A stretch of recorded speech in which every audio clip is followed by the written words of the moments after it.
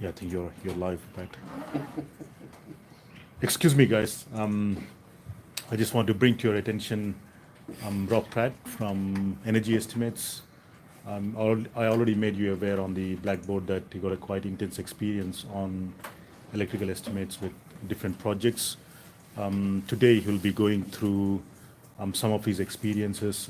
I already told you to do some research at home, especially with that Denham one or any other project, but he's happy to take the questions once he generally outlines what's a common way the tenderings are done or estimations are done. Rob, all to you. Good. So I've been in the business of pricing work since 1979. Sat in a class like yours with Gus Ferguson, and fortunate for me, he made it a bit more interesting. So hopefully I can follow in his footsteps and make this a little bit more live, instead of dull and boring and tedious as it does seem to come across. Estimating is not quoting. Estimating is a full-time task for an individual to try to win work for a company. Estimating, in my view, for a contractor from the contracting side of the market, where someone else has already delivered a tender, and the tenders are available, and you become interested in putting a price together on the tender. You work through that process multiple times. Hopefully, out of the bunch of work that you've been working your way through, that you'll secure, or as they call it, become successful in winning the work and getting the company something to do.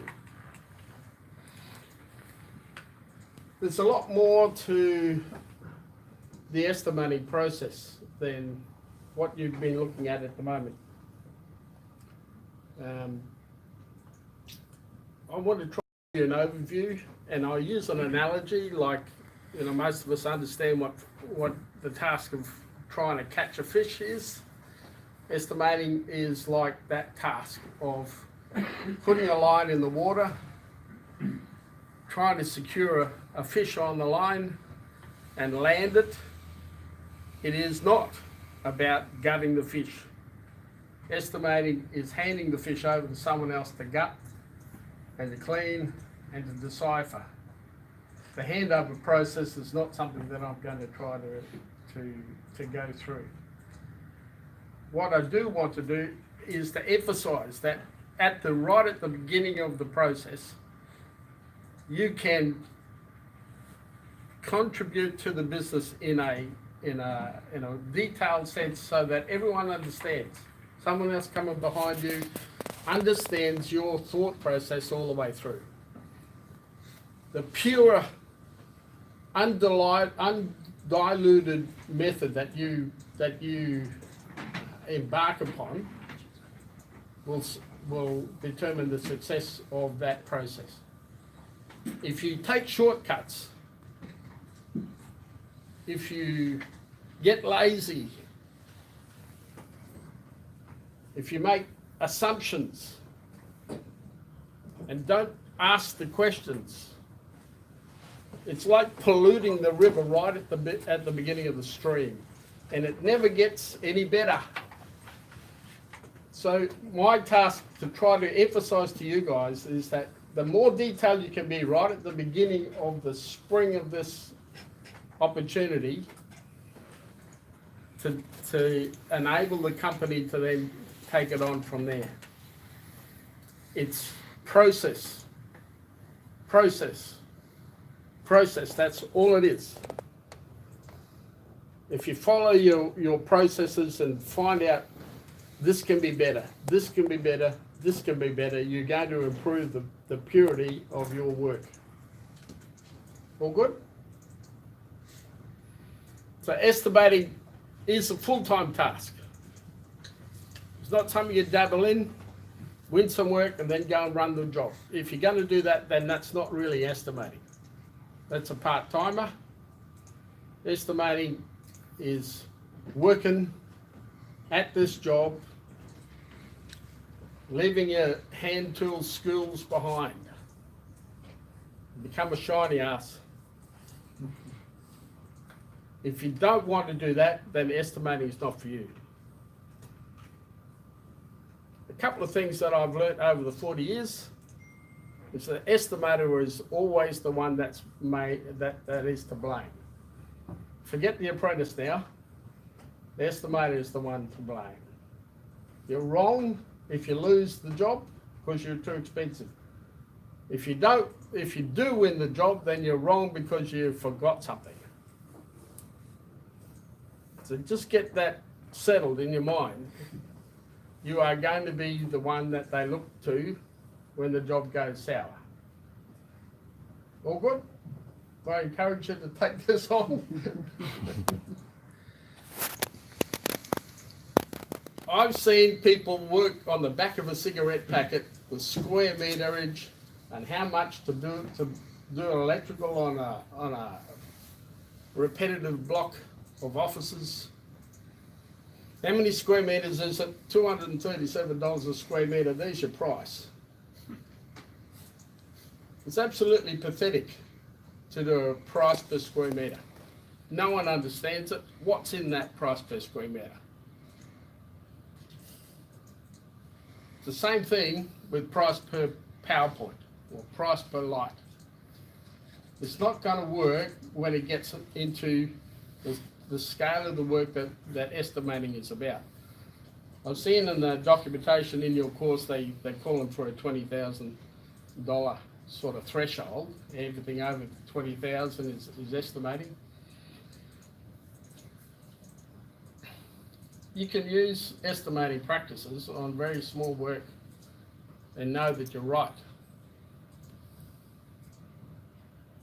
You can use estimating practices, or you're going to depend on your procedures when you get into the rarefied atmosphere of billion-dollar tasks.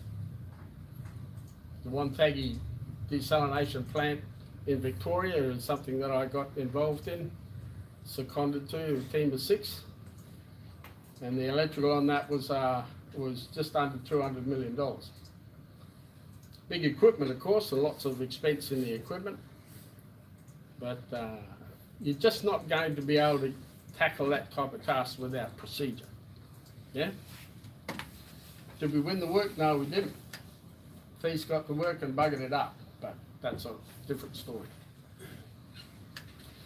Estimating is about process.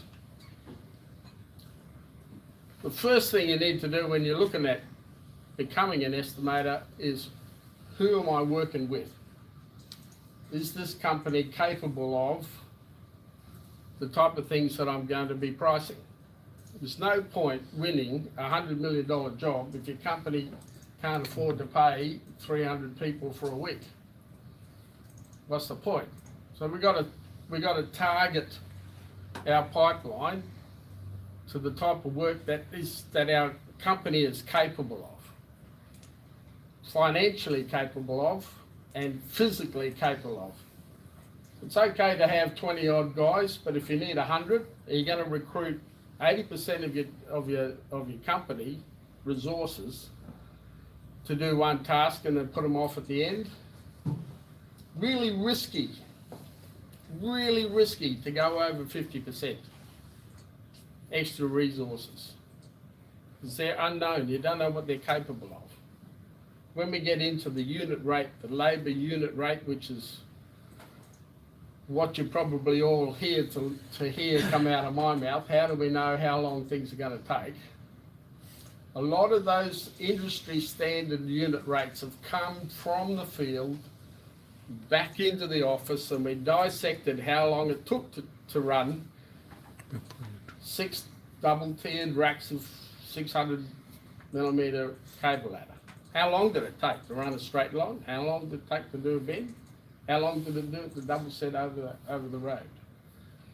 Dissected that actual stuff right down to factored units, so we can use them to do work in the future. That's where the industry norms come from. They come from the field. I can give you industry norms, but they're based on history. Work practices change. Hopefully efficiencies get better. If you use the industry norms, especially the ones that are on the market at the moment, you're never going to win a job. What you need to do is take the industry norms and compare it with what your company is capable of doing.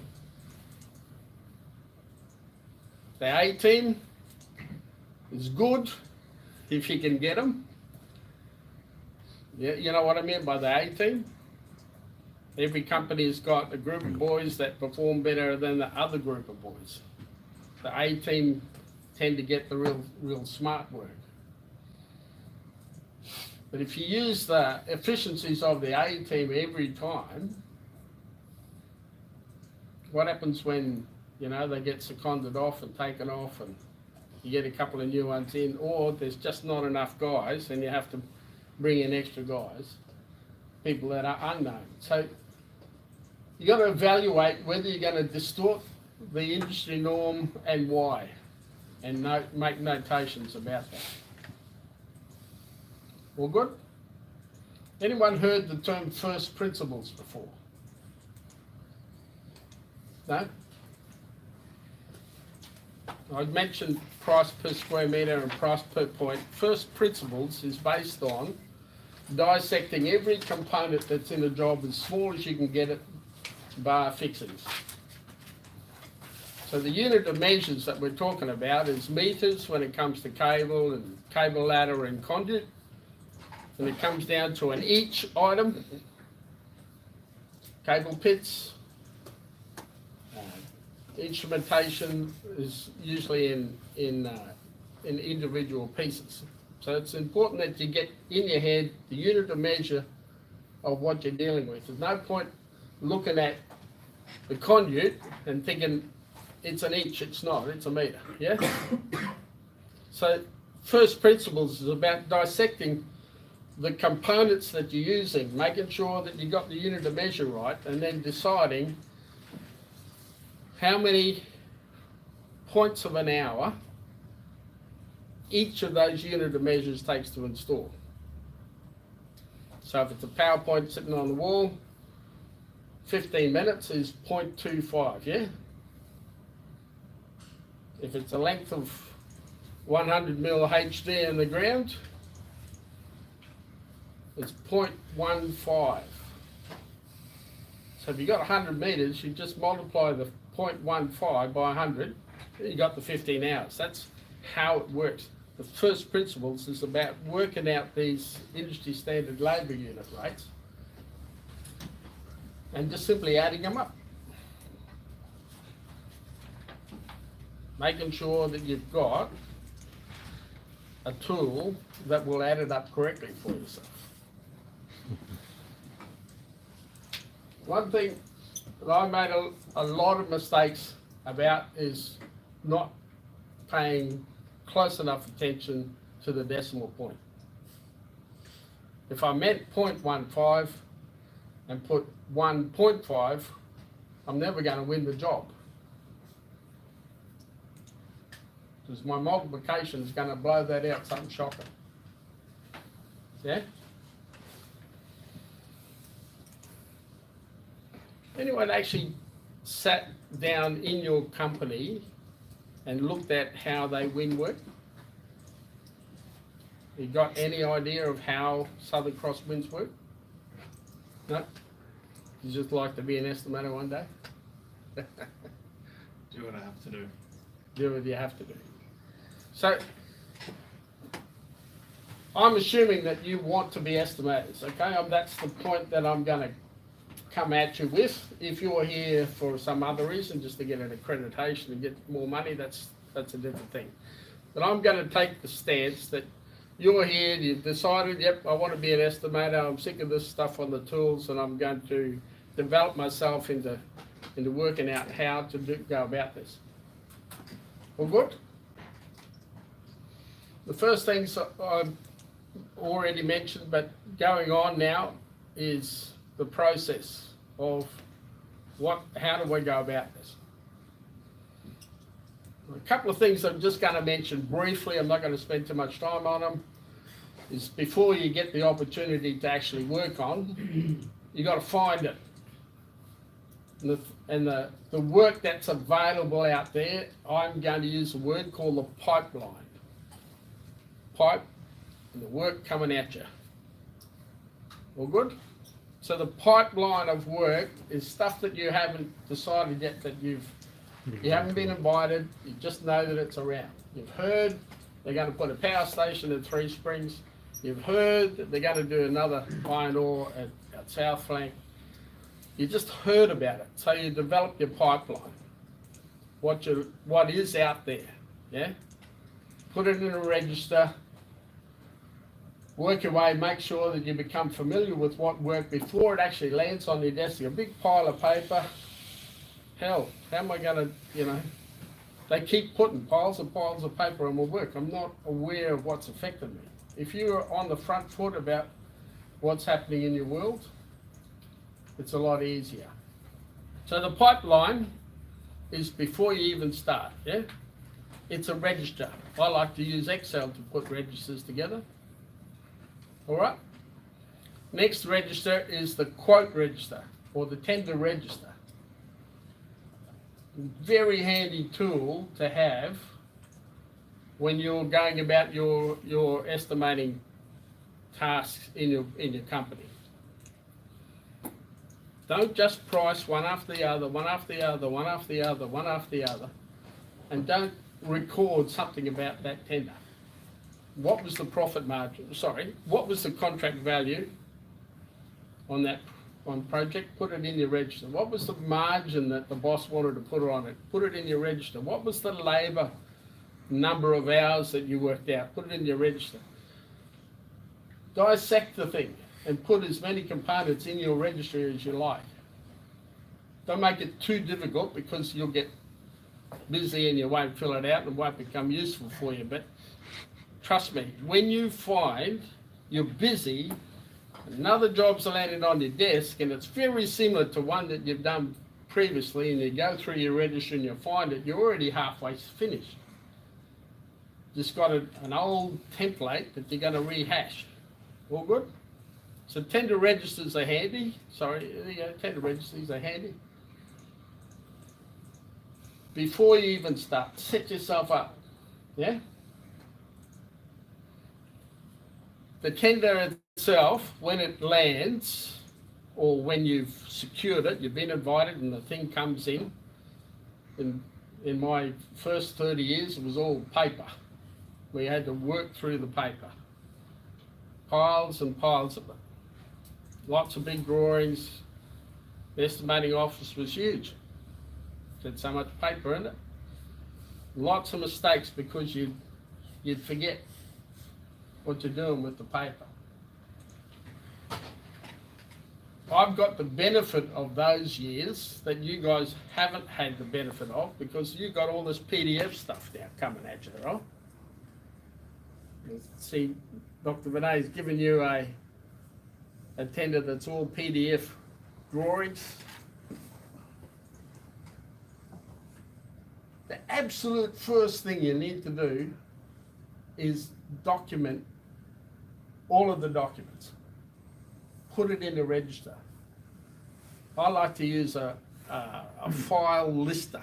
You heard of file listers? To look at a folder. That folder there that we had. Where's our Explorer there? No, you can go back. Yeah, then the next one. Yeah. Sorry? Or click on the HP there, HP specifications. Or you go back to the folder again, Rob. Doesn't matter. You know what I'm talking about. So The folder with all the drawings, all right? yeah, so this one. You can get a little for free. They don't cost anything. You can get a file lister off the net, and it'll examine the folder and list out in Excel, in a table, every single thing about all those files in one go. And there you go, bang. I've got my document register already started.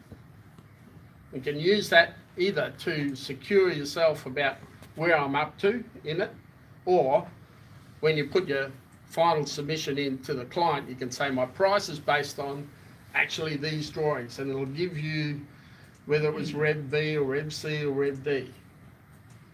So the little file lister is good. It's really important that you work your way through the documents methodically. If you forget a drawing, you're going to win the job. But guess what? Your price isn't robust enough.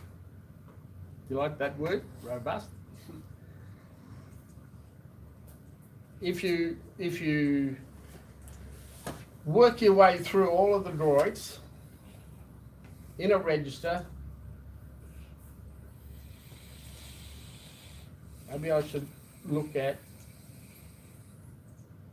this sheet here.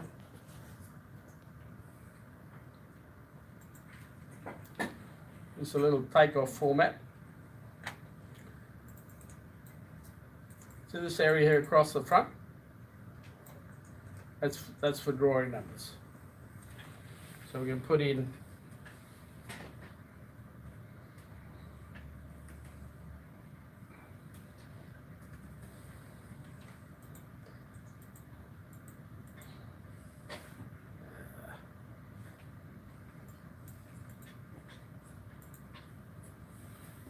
I think it's simply merged, that's okay. eh? It's simply merged, that cells are merging one after the other. Yeah.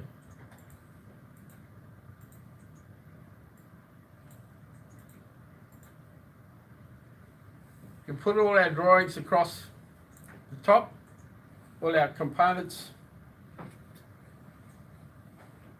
down the side. Like this one is instruments down the side, and we can count up what you see on a drawing. Does that make sense to you? We put the drawings across here. We got these instruments all listed down. As you come across, you'll add more instruments in it. This is just an instrument list here. And you put the quantities that you find of that belt drive switch in here, and it'll add it up here. So when you're working through your drawings, you want to determine what the quantities are on those drawings. And this is what they call the material takeoff, which is first principles is built on. We're dissecting every piece of equipment, material, whether it be a meterage or an inch or a lot or group or length, for example. or length. We're just dissecting them into the material takeoff. The purpose of working out all the material is every piece of material is going to have its own labour unit against it. Easy enough? So we've got a bunch of material, all those instruments there. We're going to put them into our workbook, determine. This is what I'm interested to hear some feedback from you about what tools do you think you're going to use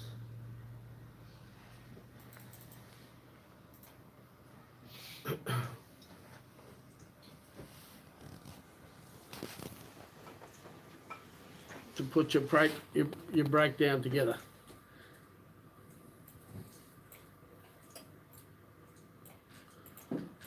So this column here is all the material items. Whew, look at that. You can just All the material items in this one takeoff sheet. All good? So the first sheet that I showed you that was white is you working away at what you're finding in your count, in your measurement, in your take off the drawing, you're bringing the quantities off the drawing and into your workbook. Material takeoff. You're putting what you find there in name as best as you understand it. Yeah? Yeah. Database type programs, not talking about Excel now, but database type programs will already have a lot of components already named. You won't need to name it. You're just going to say, I want one of them, and then there it'll appear on your page. I'm not talking about database programs now, okay? So this just plain old Excel where you're going to type in the description of what you're going to use here. All good? All down here is your components that you find.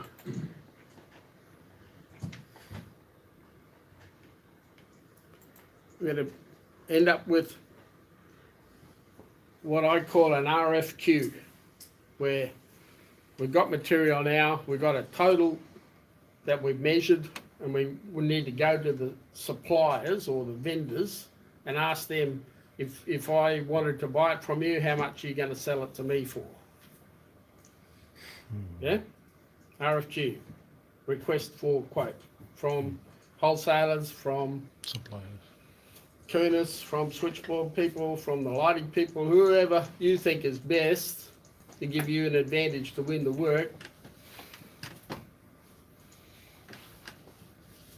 Make no mistake, your suppliers are your best chance of you being successful in this endeavour, being an electrical estimator. The better you get to know your suppliers, the more successful you'll be. That relationship there can be the source of knowing what other people are doing, who's won what, if the price is going to go up, if the price is going to go down in the future. Some of the mugs will give X price to one contractor and Y price to another contractor. Don't ask me why they do it, but they do. If you get to know them real well and foster them and don't treat them short and abrupt and as a nuisance, but if you've developed that relationship with your suppliers, you're going to find that really, really beneficial. But sometimes also, if they don't want really the job, they just raise the price and dump it. The vendors, Yeah. they don't want to worry about it. Yeah. No. If you, Dr. Vinay is saying some vendors don't want to know you. Well, don't dump them just yet. Find out why they don't want to know you. Yeah? There's a bloke called a manager in most businesses, and his job is to make sure everyone is interested in where the work's coming from. So talk to him, talk to the managers of suppliers, make sure he understands where you're coming from and get him to work with you. Yeah? Generally, he's a procurement or purchase officer, right? That guy, manager you're talking about, is part of a procurement. Yeah. That's an interesting word, procurement. Yeah. Fancy words come from England. Procurement, you know, it's a title, I guess. It's not given in the electrical trade very much in amongst the suppliers that I'm aware of. It's usually given to contractors who are quite large, like Thies and Leighton and Venture and those types of companies. BHP, they've got procurement officers because it's a trade in itself. It's a discipline in itself. Trying to secure the best way to buy stuff is a whole different ball game, especially if the quantities are huge. So getting back onto the suppliers, when we've got our takeoff done as quickly as we can to get the RFQs out, yeah, so that they've got time to study them and get them back to you. If it's lights, they're always going to take 2 weeks. Always going to take 2 weeks. Switchboards, not so bad, but instrumentation, if you got instrumentation in your work, you're going to really need to understand instrumentation. Yeah? The P&I drawings, you need to really study them. They're not for the faint-hearted. Does anyone do instrumentation? We're sitting in an instrumentation place here. So you understand all of the different components, the pressures, the ratings, the this, that, the other. So if you're going to ask people who supply instrumentation for a quote and you don't give them critical information about, you know, it's in a hazardous environment or something, they're going to treat you like an idiot, aren't they? So you need to give them respect and they need to give you respect. And that's based on giving them good quality information. Yeah? Understanding. Don't just throw out, I need 20 fluoros. No, it's not bloody 20 fluoros, is it? Half of them have got an emergency back, half of them have got a diffuser, half of them, you know, surface mounted, recess mounted. There's all of that information you need to make sure that people understand. If you can get the part number off the schedules, send it to them as well. We seem to be harping on the vendors here, but honestly, it's the job of winning work is based on the lowest price, usually, in the environment that I'm in. If you're the highest price, you usually don't get the work.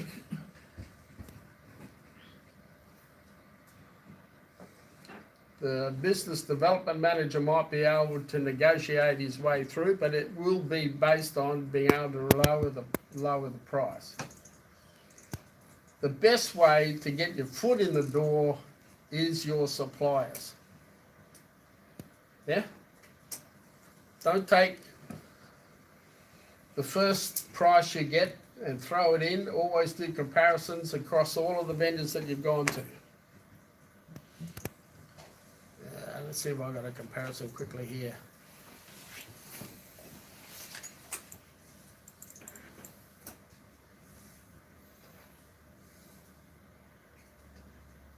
Yeah, it doesn't look like there is one on the sheet.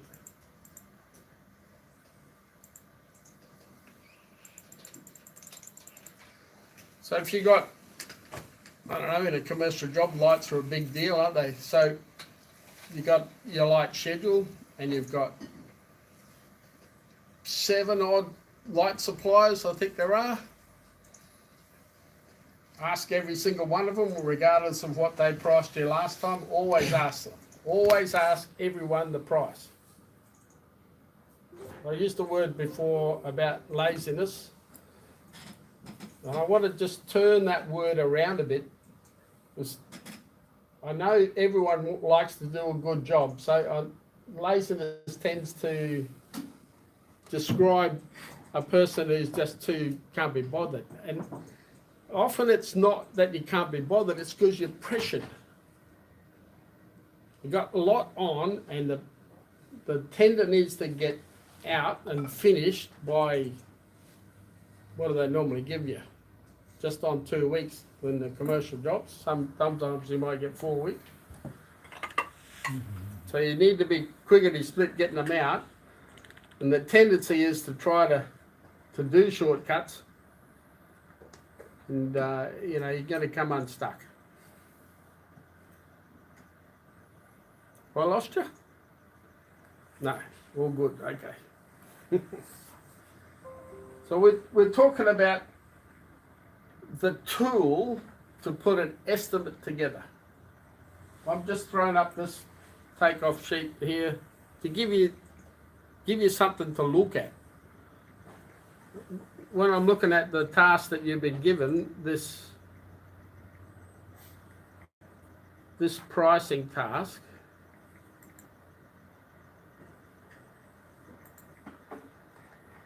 see this column here, it's all quantities.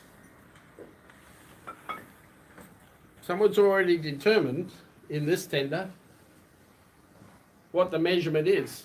So the takeoff is irrelevant in this tender, isn't it?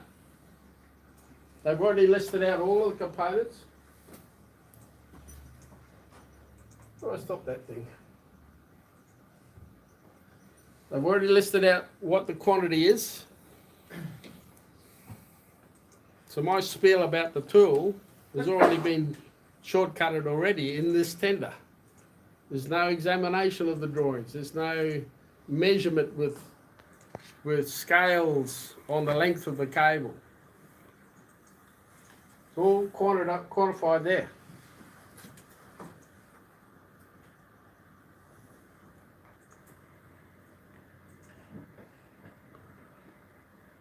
What's this one? 27,890 metres. Is the aerial job in it? Yeah. Of the aerial job. Yeah, so that's overhead, yeah. Yeah, it's the overhead. How many strands do you see in an overhead? 22 kV. How many phases overhead usually? I'm talking about swear, I'm just talking about standard subdeveloped. Eh? 3, isn't it? 3. Yeah. Is 27,890 divided by 3, do you think? How are we going to work this out? So it's really handy for them to give you quantity, but we still need to get an understanding of what the job is, don't we? We need to look at this overhead job and determine what the route is for the poles. Yeah, They got poles in here? yeah, yeah. Street lights, trannies. Because it will affect your labour rate. To install a conductor is a lot different when you're installing 3-phase conductors overhead. You don't get up there with one set of pulleys and one bucket truck, you do all 3, don't you? And do them all at the same time. You try to get as much of the stringing up of those conductors done at the same time. And it happens with cables as well, on buried cables as well. There are multiple cables in the same duct underground as well. But looking at this tool that the client's got for his best interest to get a price out of you, his H is about what the cost, F. F is about all this free issue stuff. Yeah. Oh, I get the underground a bit better, I think. Where's the underground? Option 2. Just, yep. In the So there's a bit of free issue there, but this one here,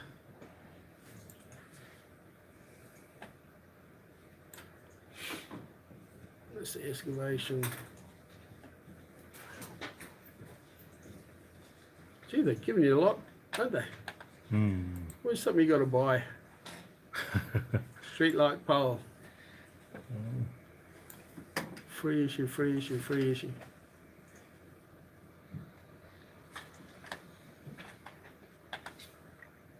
Because this project you are working in line with Horizon Power, You know why they issue stuff to you free? Because there's no margin on free issue material. When you buy it, you can have a margin on it. It costs them money.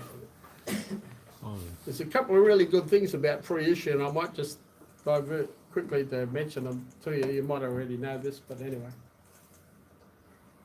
If the client takes the responsibility of the procurement of the material equipment and delivers it to you, have a real good look at the contract about whose responsibility is the warranty for free issue gear.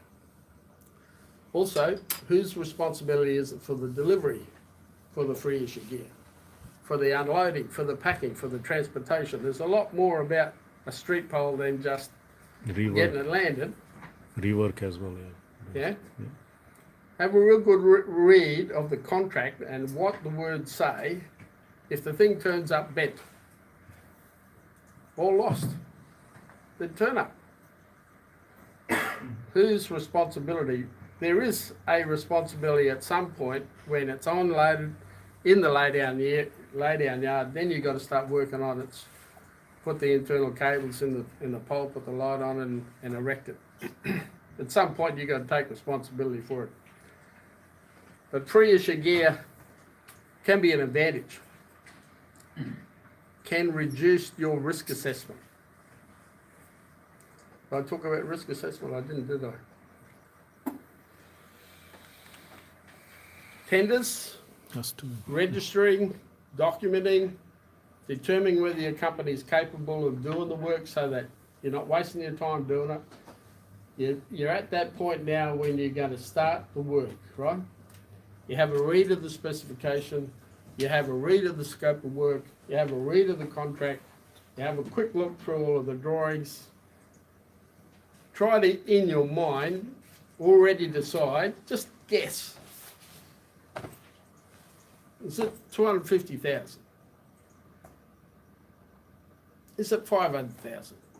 You'd be surprised about your assessment on the value of work before you even start. And it's not measuring how much paper, right? In my days, it was about how much the paper weighed. It's irrelevant nowadays. But have a guess at what you think the cost of this contract is before you even, after you've had a bit, get your head around what the scope is. Couple of million, write it down somewhere. I've got a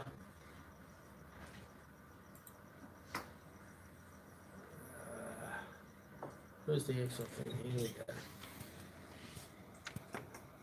your Excel? Or, yeah.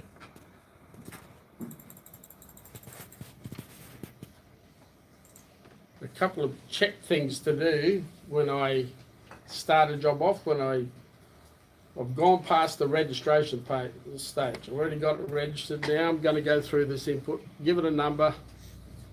I like to use the date as the tender number. I use the first 2 digits as the year, the second 2 digits as the month, and the last 2 digits as the number of estimates in that month. I rarely, very rarely do more than 40, just really pushing it to do 40 estimates in a month. You're never going to get to 99, let me put it that way. All good? So 2 digits, 2 digits, 2 digits forms your quote number. And someone calls you up,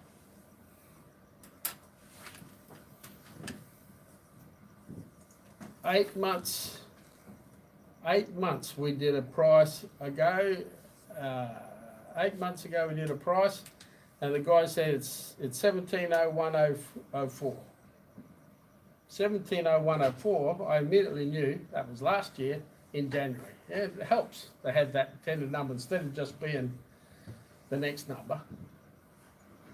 Tender number, give it a description, give yourself a hurry up about when the thing is due. And I like to make sure I have got my understanding around the schedule or the construction program. Really important. How long does the client going to give us to build this job? Is it 52 weeks? Is it shorter, longer? Get it in your head. How long am I given to get this job done? Yeah. But generally, in terms of estimation value, the budget the client has got will give you an idea of how much your value will be in, or Sometimes. Sometimes. Rarely. yeah. Yeah. If you've got a good relationship with your client, and it's possible, trust me, it's possible to get a bunch of people that you like to work and they like to work with you. Treat them like gold, and that relationship can sometimes turn into the point where they'll let you know, well, my budget, my pre-tender Yeah. work in the engineering phase, put this work down at 13 million, right? Give you something to go with. So if you come in at Close twice to that, then you know you better go back and find that decimal point. Yeah?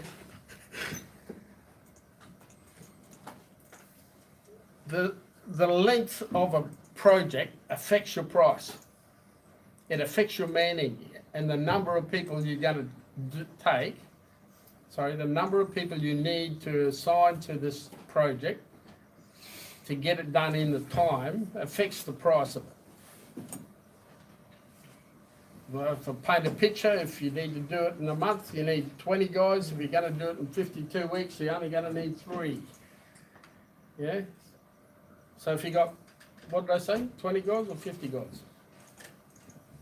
3 Let's guys. say I said 50 Three. guys. Okay, so 50 Three guys, $300 each for clothes, just under $200 for medicals. Why are we mobilising all those people if we only need 3? So the duration, Has an effect. yeah, of the project will affect your plant and equipment, how long you want the sea container on site, yeah, all of that sort of stuff.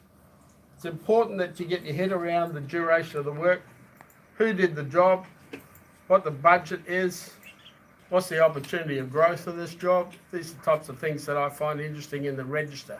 I put them in here individually, but it's also in my register. I think, sorry mate, yep. What do you mean by opportunity for growth? Because I've never heard that term before. Like, are you expecting to make a certain profit or build the business up from that, or what does that mean? This is a matter of judgment after you've read the scope of work, after you've got your head around who you're working with, where it is, yeah. Then I encourage you to make a judgment about, is this engineer really serious? I mean, he has not spent any time on this project and he's made it so flaming open-ended. He's not described things really well. He's been ambiguous. He's even doubled up stuff. It's the variations of the job. The growth is the additional variations to the contract value. It's an opportunity here, should you be successful in winning this work, to take the contract value from X and push it out a bit, The 10%.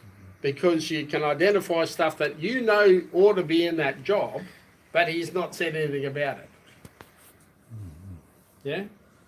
Based on your experience and on your past project experience, you know that this type of job needs instrument stands, and there's no mention of them anywhere. It needs traffic management, and there's no nothing in there Management planning. about it anywhere. Yeah? Opportunities, rates and stuff. Right. So what you're saying is you're going to estimate exactly what they said, Yep. and then once you've won the contract, you're going to strike these problems that you're expecting it, and you're going to grow the value of the contract by a certain percentage. Is that pretty much what the opportunity for growth is? Yes. Like a When- deviation of contract country, you get assigned on site, you have to assign to say that you need to do. Variations, yeah, deviations, variation, yeah, extensions. Right. Yep. Opportunity for growth can be a number of items. It can be the guy's forgotten something and the client changed his mind, or that sort of stuff driven by the client. But it can also be the weather. Yeah? Weather turns sour, the cyclone comes through, everyone shuts down.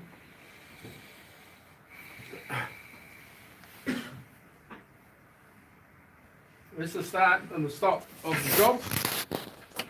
Yeah? And he wants you to do some more work in between those two dates. Just going to do that. How do I rub that one? This one? See this extra bit of work here? How are you going to do this extra work in the same time with the same people? You can't. It's physically impossible to do extra work with the same people in the same amount of time. You've got to do overtime, or you've got to add more people. Yeah? Or you can do this to it. Oh, Select the pen again. this one? Yeah. This bit of work.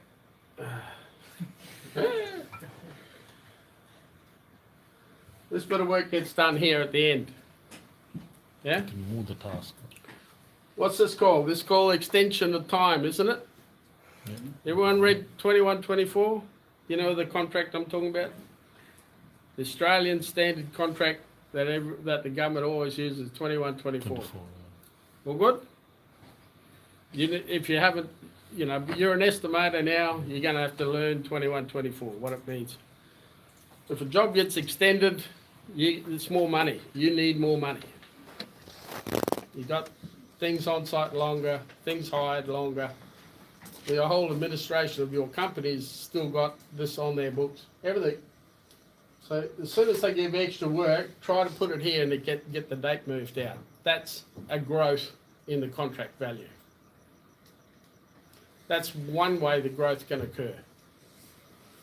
Yeah?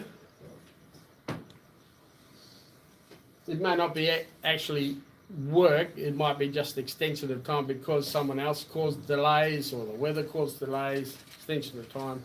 You can't predict delays as to the potential growth in the contract.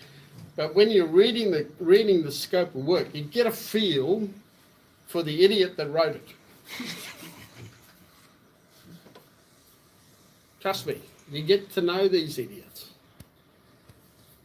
And a lot of them are good people, but they're just pressured like you and me, and they're trying to do too much at the same time, and they're copying and pasting too much. And that's how stuff ends up. They don't, they only get paid about $3,000 to put a whole document together. It's bugger all.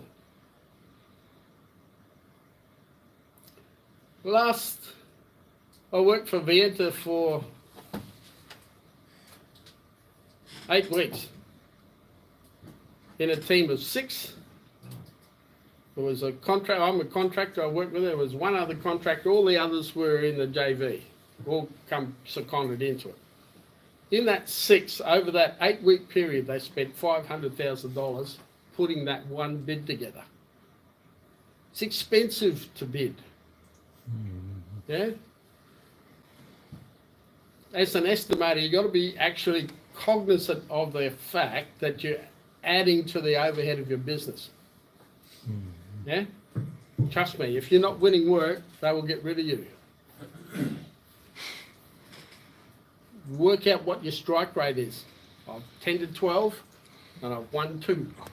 1 and 6 this month. Yeah? Keep a track of your strike rate. Strike rate or value of money brought into the business or potential money that you've earned for the business. You'd be surprised if you keep a track of these things, how beneficial it will be to your negotiations about your salary and your salary reviews. If you're cognizant of the fact that you contribute because you got the register, you're in a really good position there. So the schedule is important, that's all I was trying to get to here. We're talking about that question about potential growth, and you're all good now? Okay.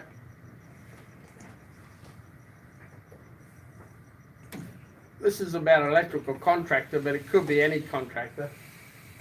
Are you working underneath someone, or are you the one that's running the job, like the head contractor?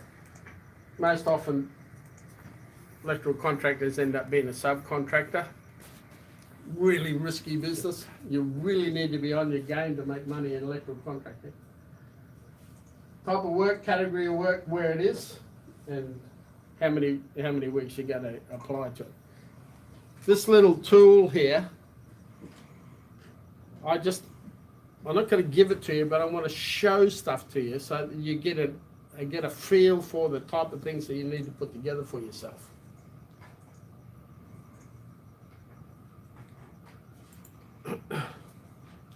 When you're going through your reading of the work, you're going to notice stuff that you don't want to be involved in, that you want to exclude in your offer. These are called clarifications. All good?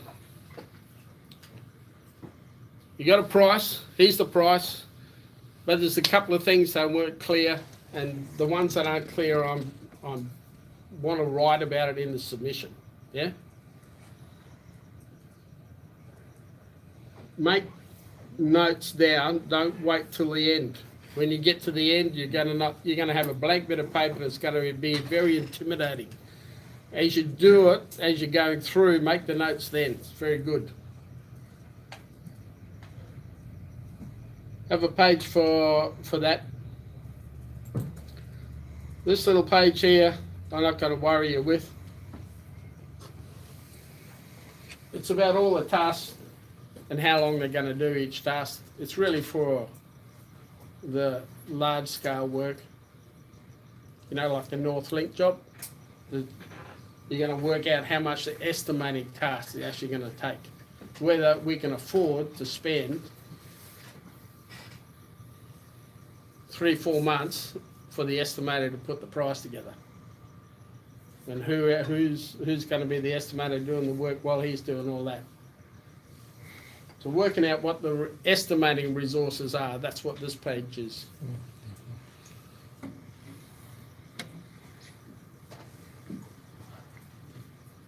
I don't think you guys as entry-level estimators are going to be asked to do that role of an estimating manager, and he would manage all the estimators.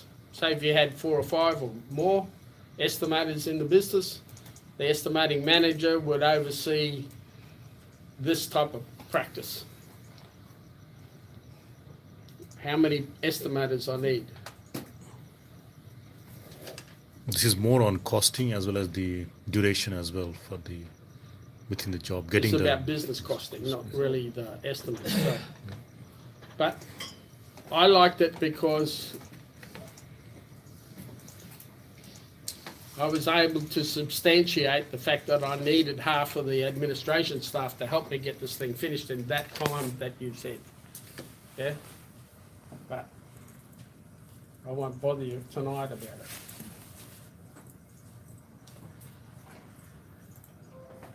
Plant and equipment. This is a tool I use to work out remote work. If it's in Perth, it's a hell of a lot easier than working in the bush. If you're working in the bush, this is some of the stuff that typically gets used in the bush. It's already told me that I'm going to spend 12 weeks here. So you work out by selecting this quantity. I'm going to need a truck. Going to need a JCB. Everyone know what a JCB is? All good. An EWP. Scissor lift. So you can see what's happening across here. This tool here has got 2 calculations in it. One is about capital recovery. So what that means is that we already own it, but the project needs to repay some of the depreciation for the EWP. You know, they don't last forever. So capital extended on this equipment is being applied to the job. Not all of it. You might decide it only lasts 3 years, you put 30% here. If it lasts 4 years, you put 25%. You get me? If it's not capital, you got to rent it. Well, that's easy, isn't it? How much a week? How many weeks you're going to need it on? That's what this is. This before and after. So this is deciding I'm going to need the equipment for the entire duration. But as a tool, you can see these couple here have got minuses in. So it's reduced the duration to short durations. If you're a project manager, you would sit down and you'd actually work out in the scheme of the whole project, when am I going to order it and when am I going to off-hire it? Yeah? And that will give That's the you- project manager. That's gutting the fish. We're not about gutting the fish. We're just trying to land the fish. All good? So just worrying about the cost of it now, not when we're going to hire it, but we won't need it for 12 weeks, only going to need it for 2 and a bit. Yeah? All good. Some of this stuff uses fuel. I've got a tool over here about calculating the rate of fuel and how much fuel it's going to use. So the grey bit, I can change the rate of fuel consumption. And I've got a, what's that thing doing there?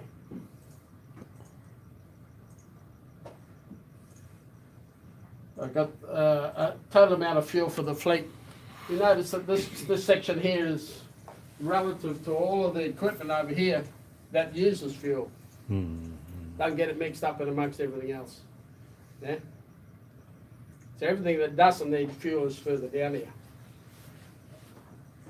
Freight footprint of this equipment. So if you're going to hire a truck, it will sit on a B11 trailer. It will take up the whole space. The JCB would take up half a trailer. That's what these are about. So all of this equipment I already worked out in my head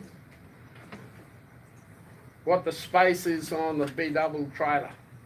So when I select these things, this column here is going to add up the number of B11 trailers, and all I need to do is get a quote from Toll, how much is a trailer to Lemos. Yeah, there's my freight. Tools that you can put together, all good? I'll write them down on a bit of paper. It's all affected by the schedule. Have a tool. Put your plant and equipment together. Because with that one there, it would have been Lemos, it could come in, they could use the airport that's nearby, or it could come in by ship. Yes, if it's a reasonable size job. We did that at Sino. We used they'd done the jetty, the groin and the jetty. There was a little slip there to put the modules onto, and we used that quite a bit. So I mean, that could bring your costs down. There's a lot of free issue stuff at Sino.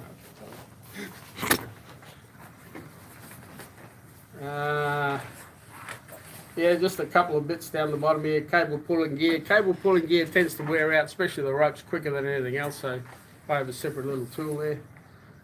Office running costs. If you're going to run a workshop container and a storage container and an igloo, is probably of the size of the project they're going to need a small transportable office. Once you got one of these mongrel offices things, you're going to need printers, you're going to need phones, you're going to need all that network, you're going to need the bizzo on the top that's doing the comms. All of that costs money. So you can put that in the office running cost here, based on the schedule on how many weeks you're going to be there. All good? Freight calc is the freight kick down the bottom here. You might come up with a better tool than that. All I'm showing it to you for is to say to you, you need a tool. You need to put one together. Yeah? Excel's great. See all of this pink and grey stuff, that's about me locking the thing down. I've got a password on it so I can lock it. So the only things that can change on here are the grey areas. One of the problems with Excel, and it's why a lot of people have gone to databases, is because Excel is so flexible, someone will take the decimal point out the wrong time and not know. And the bid managers and the business development managers and the CEOs of businesses have been stung so many times by estimators making a mistake in Excel. They've said, we'll stop Excel, we'll have a locked-in database so we can control it better, and we'll rely more on the rates. And if the estimator makes a mistake in the counting of it, then nothing can be done. But they lock it down into a database. One of the problems with the database is that it doesn't do this very well.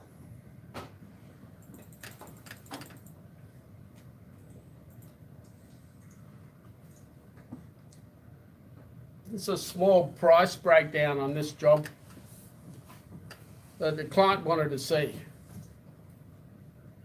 Just like your job with all of the rates. They want to see rates. You know, they want to see a price per this and that and the other. This little tool here is generating something for the client that I can send him, and this is the price breakdown. Yeah? In this atmosphere, in this level of the market or the industry, electrical estimating will want to be price, but price how? What's in it? What's in it? How much is this? How much is that? How much is the labour? How many hours in that? They want to see a lot of detail. Little tip I'll give you. If a client doesn't ask for a price breakdown, make one. Don't give him just one figure. As soon as you make one and you stick it under his nose, you've got him. That's your price breakdown. Trust me, if you're on the front foot negotiating with a client when it's your price breakdown, if he's stupid enough to let out a tender and not give his price breakdown that you had to comply with, then don't give him just one price. You'll end up getting sucked into an argument. Make a price breakdown or something. Yeah? I think I saw something in your course about WBS. It stands for Work Breakdown Structure. Anyone heard of WBS or Work Breakdown Structures? No? There's slightly different variations of those words. Yeah, yeah. It's usually at the project management level where they divvied up the work in the Gantt chart. Every task will have its duration, and the work breakdown structure is from there. It can also come from the price breakdown that the client's developed, and he wants his price per work breakdown structure. This is none of those. This is just me working one out because they didn't give me one. But that could be a work breakdown structure. With Excel, a lot more flexible to be able to produce a thing like this than a database. A database, in my experience, don't do this well. You're going to have to export your work out of the database But still, and you do it got to work separately in on Excel. reporting tool is much better with Excel. So if you see these codes down here, see all these codes down here? They're all work breakdown. Those numbers there?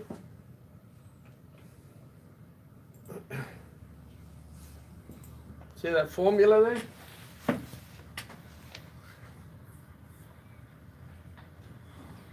What you can do in Excel is looking at the takeoff sheet, and it's looking at that column C, Price schedule. and he's matching it to A31. It's this A31. So anything that's A31 in the takeoff sheet will be summarised here. Yeah? So you can have a lot more detail in your takeoff sheet about that one item. When you get into your task of putting the LV thing together for the rates, I had a quick look at it. There was a couple of items that stood out to me. They were the power kiosk or the transformers, and it just said how much to put this transformer in. Now you and I know to put a kiosk in, there's a lot more than just dumping it on the ground, isn't there? You got to put the grid in, the earth grid in. You got to put, you got to do some civils work before you can put the kiosk down. Craneage, all sorts of stuff that contribute to that one line item in the client's price break. So this type of tool that you can use in Excel, you can list out a whole heap of stuff that's to do with putting that kiosk in, but just summarise it in one figure. That's why I like Excel, because it can do stuff like that, whereas a database it really struggles to do that. Have I lost you? You all follow me? Very quiet, you people.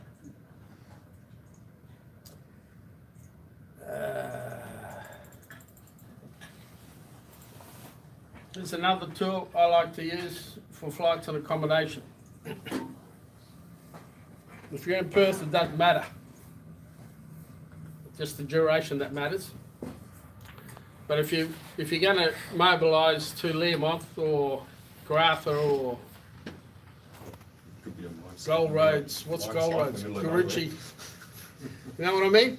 If you're going to go up there and fly in, fly out, you're going to need to know how to work out your flight cost and your accommodation cost. There's a tendency in most people, especially admin, if you give the admin this task, what the admin will do, they'll ask you a question straight away. They'll say, how many people do I send there? Don't get sucked into that.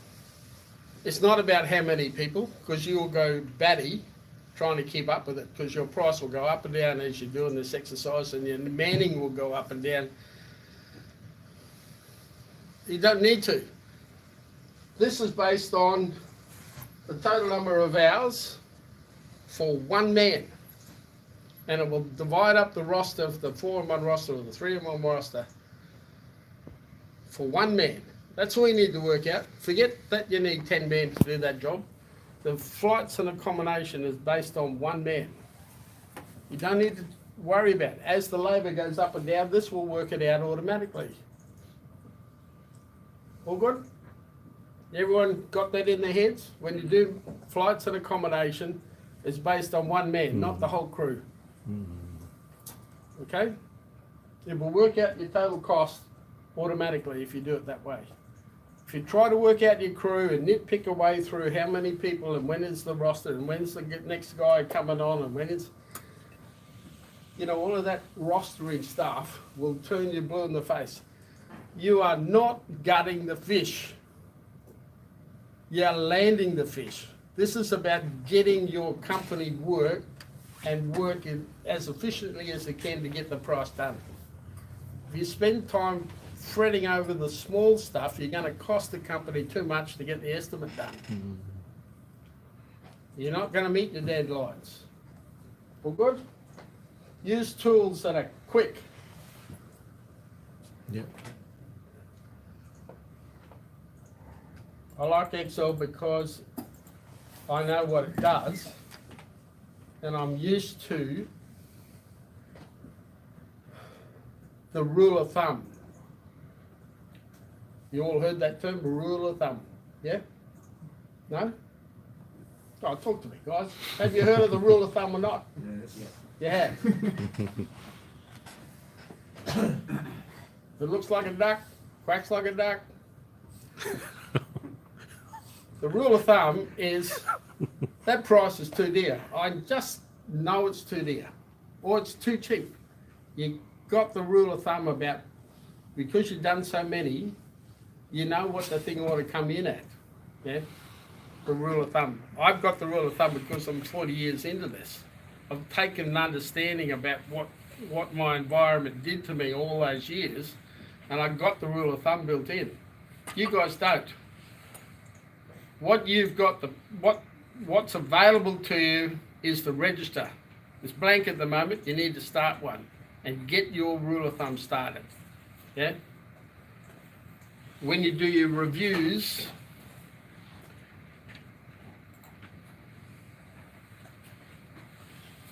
go down this page.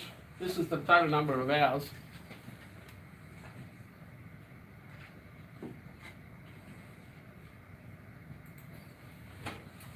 Total number of hours. Just go quickly down there. Honestly, the number of times I've done this and I found the stuff up, I'm not embarrassed to say, everyone makes mistakes, even me. I go quickly down that and it'll tell me either if the quantity's wrong or if the labour rate's wrong. It just stands out. Honestly, it stands out. You quickly go down through the total number of hours. If there's a 100-hour figure there, should be 100. Nothing should be 100 hours. What takes 100 hours? You go back and find your mistake. Yeah. I mean, if it's 100 hours out of something that might have taken, you know, quite a few thousand, you might go, oh yeah.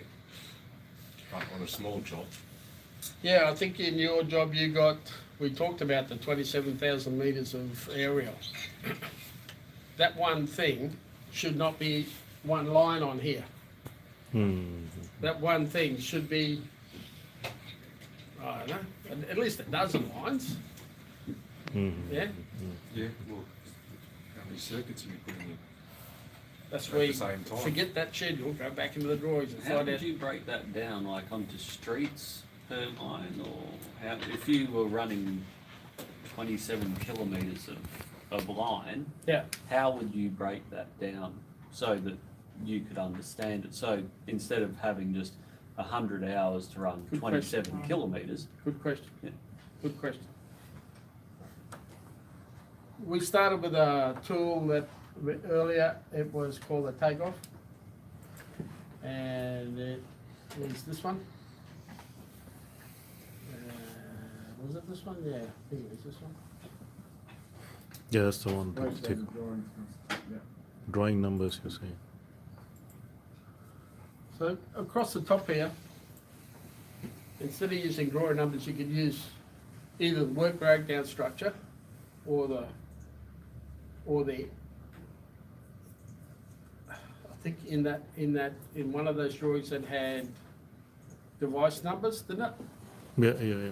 The pole numbers or It had labels on. It was a bit convoluted in my view. Western Power tends, Horizon Power tends to be in a world of their own. But they actually it's their way of dissecting the work down into biteable chunks. Yeah, how do you eat an elephant one bite at a time? So that's their way of dividing that down. So if the aerial was this pole to that pole, and you wanted to do it per pole, and each pole had a different span in it, then, you know, that's not a bad way of going about dissecting the elephant. Yeah? I think in this job it's a subdivision, and the aerials are going to have, they're not going to be lots of straight runs, they're going to have a stay pole, they're going to have a termination pole, they're going to have all sorts of poles. And I think if it's not a lot of poles, I think it was, 30 odd poles, I think, in the aerials. I think around 50, I think 50, it was. was it? Yes, 50, 52, something like that. Yeah. 50 lines, not too hard to manage, 50 lines. So this is 30 lines. If you want to do it per pole. So if you start at the origin pole, and then between it and the next pole is your chunk of work. And the next pole and it spans to the next pole is the next chunk of work.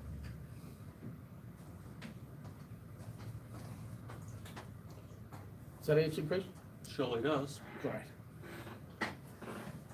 So I'm rabbiting on here about the tools that you're going to use, because when I was talking to Dr. Vinay, I'm thinking that you're going to go straight in, you're going to try to work with the one tool that the client's given you, and I'm thinking, guys, there's a lot more to it than just pricing the price breakdown. You know what I mean? The price breakdown, that thing we were looking at before? This one? Yeah.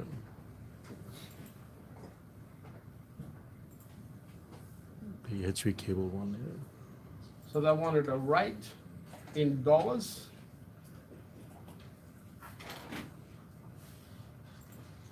And then they wanted the dollar rate to be multiplied by the quantity to give a total for that number of items. Yeah? The P&G,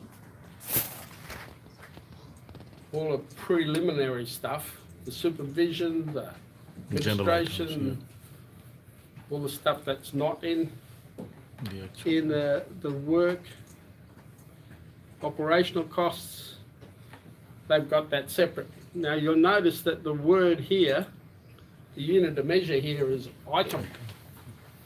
Item is a Broad. quantity surveyor's term. It means one.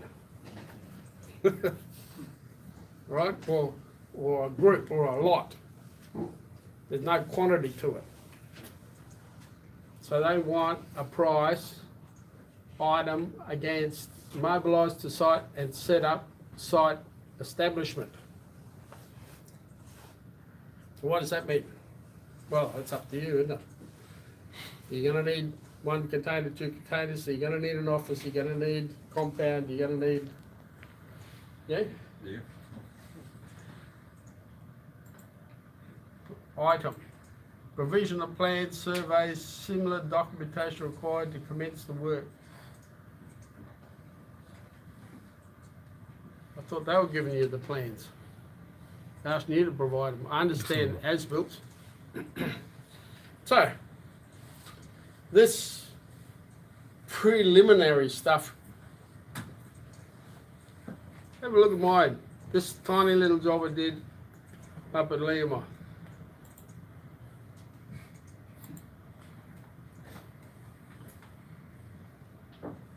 Preliminaries, $90,000. How much was the rest? How much was the work worth? The work was worth 165. The actual work was 165. My preliminaries were 90,000. Big chunk. Preliminaries, not something to be mucked around with. Estimating is about working with your company and finding out how they like to do stuff.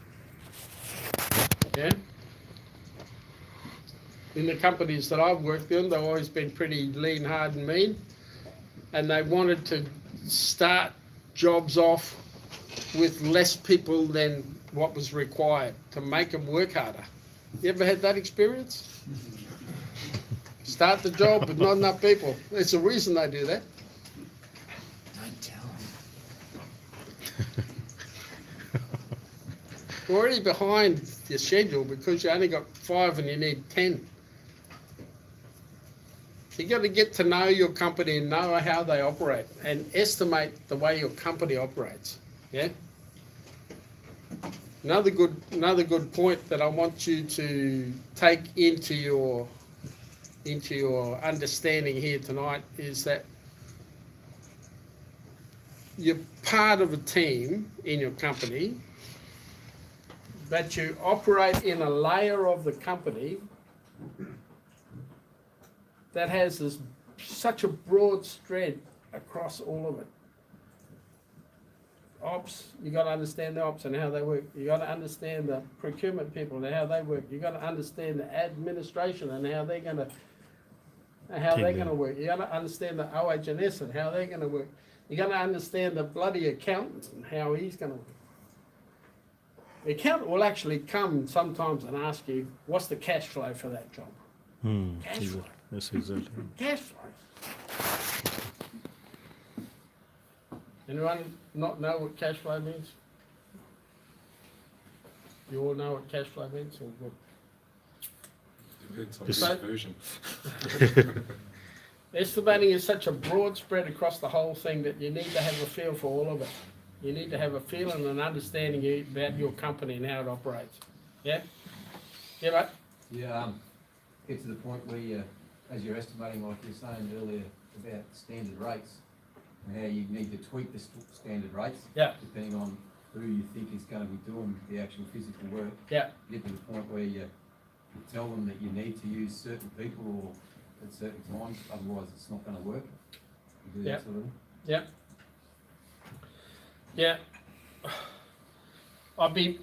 I'd tread carefully if you were entering into that seat as an estimator and that start saying it's got to be done this way. I'd tread a bit carefully about doing it. I'd get to know the folks first. If you come from into the role and you already got that information and say, I've estimated it this way, and they respect you as an operational guy, Why wouldn't they listen to you? One of the high quality reviews that you can achieve is when you can get the ops guys interested in your estimate. A lot of them haven't got time, a lot of them, you know, pressured. But if you can get ops in and say, look, this is what I think. Give me your perspective on this work. The ops will give you valuable information. Well, it's a two-way street. Yeah, You know, because I mean, you might not be aware of how a specific problem on that side is caused a delay or caused something else to be, yes, lagged yes, behind where it should have been on the schedule. yeah, It should have been finished already. It's 3 weeks late. What's going on? that's right. And they They can can give give you you good advice about constructibility. Constructibility, everyone heard that term? No? You have or you haven't heard that term? Constructibility. Haven't heard it. Ops will operate that term without really caring that it's called that. Constructability is understanding, well, it can't be done that way, it's got to be done that way. Constructability is about, well, you could do it that way, but it's gonna take longer. It's better to do it this way. Constructability is not, we've always done it this way. That's not what constructability is. Constructability is trying to work out something that's better than it was. Yeah. On the diesel plant, we needed temporary power, lots of it, 9 megawatts. And in one of the reviews, the ops guy said, why don't you use the standby gen sets? I think there wasn't enough power, but there was quite a bit to go towards it. In the standby sets, buy them earlier and use them for temporary power. Constructability, yeah? Also gives you a chance to run them in, make sure they're working properly. No, I mean, they're mass produced. Yeah. You don't know if you're going to get, one that's come out. It's Yeah. been damaged in transit, you don't Yeah. know. They go to fire it up on commission day or whatever. And, hang on. But ops can contribute to the quality of your submission in the way that their perspective is so real. And you bring it into the estimating desk, and you can decide that I can use, that I can't use. Yeah? Respect the ops guys. They know what they're doing. The guys that survive know what they're doing. Okay, I think I got sidetracked here. I wanted to talk to you about the price breakdown, and the price breakdown was about demonstrating the tool, which is Excel, that can do that type of price breakdown. Yeah, that formula. Got off it now.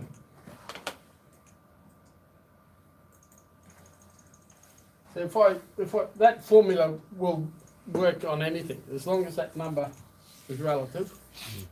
You don't have to keep writing that formula. You just copy it all the way down. Yeah, quick as. So Excel's flexible like that. You just got to make sure you don't inadvertently bugger it up. And I remember the rule of thumb come out of that because you needed to make sure you hadn't buggered it up, or if you have, that you're going to find it.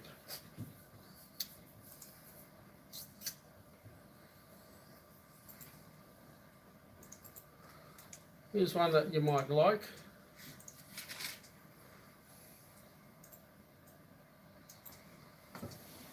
Every day you're going to be on a job, yeah, doing stuff that's not productive.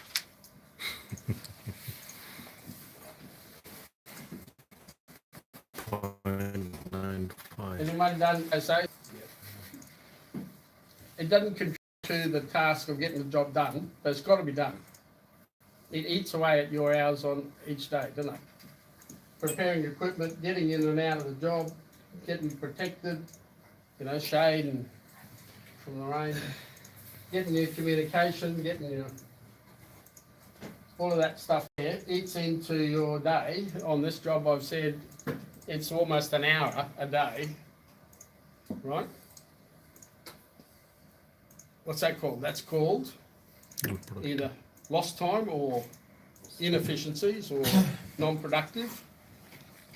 it doesn't, it's not eating into your work. But you've got to be on the job to do it. Remember that line of it, right? You've got to be on the job from start to finish, and somewhere in amongst that, you've got to do this stuff. This guy is even worse. Just a poor old leading hand. He's got to do the side diary, the TQs, running after gear, everything else, hasn't he? Leading hand in this job, I've seen he's going to lose 3 hours. 3 hours. A day doing that stuff. Because you know the actual work is going to take 10 hours. Then when you're adding a man hour, then you minus that one or add to that costing 3.3 hours. Very interesting. When I was in your seat listening to Gus Ferguson teach me about estimating, he said it takes 20% longer to do it in the bush. And we just, okay, in the bush, 20% longer. It was bullshit. Absolute bullshit. 20% where? Bronze wing? Underground? In the dark? Half the day goes just getting there. 20% in the bush. That sort of rule of thumb stuff, you're going to hear a fair bit, especially in reviews from the management. They're going to say, oh, no, it's about this, it's about that. This tool that I've put together to show you tonight is about putting it in front of people like that and saying, I've worked it out. Tell me what's wrong with that in detail and I'll adjust it and we'll have something solid that we can stand on. Not just some bullshit 20% that you heard. You know what I'm saying? Okay, front page is a tool. Don't get intimidated by it. It's just bands of it going all the way down. It's a tool that I put together to work out something to bring it all together.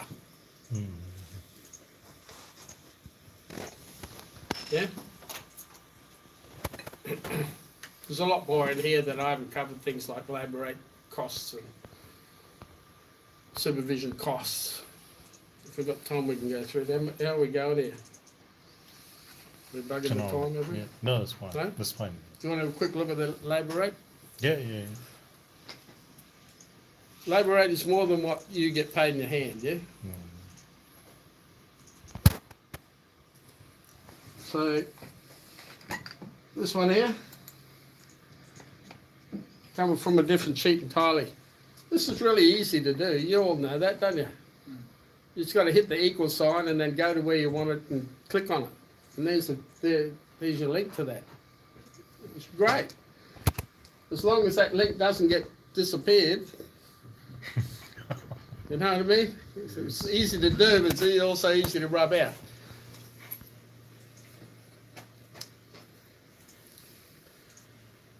If you go the Excel way, and I've encouraged you to do that, can I say something to you about making it your Excel sheet? If you lend it, it'll come back buggered. Honest, it will. And you don't want to use that one. Yeah? The one that you create, make sure its integrity is correct, all its links work in it. You understand it, and the tool works. Yeah? That's a good advice. So the front sheet is, this is something I like to do, this is just a personal preference. This here is the designations like you would see in an EBA, types of people that we're going to use, and the quantity of them here. This is something I like to do, because I reckon this efficiency is different amongst them. I've got these two the same, but say if I got well, it won't be derogatory, but you know what I'm saying. Some people aren't as Efficient. just not as efficient, are they? So you can cater for that on this front sheet the way I've done it here. This efficiency is a link to that other page. That you It's gone to calculate. that page that I showed you before. And it's picked, I don't think I actually showed you that, didn't I? Down here. You calculated So based I've got a on. 10-hour day. I've worked out by formula. If I take the hours off the 10 hours and divide it, I get a percentage. And then I use the percentage in the front sheet. To get to the efficiency. So this pair of guys are going to do 67% of the work. They're going to, the total job 755 hours. These two guys are going to do 503 hours of it raw. I mean raw because there's no efficiencies yet. Efficiencies add another 50 Hours, hours. yeah. 53 hours. Because of those things that we saw, the JSAs and everything else.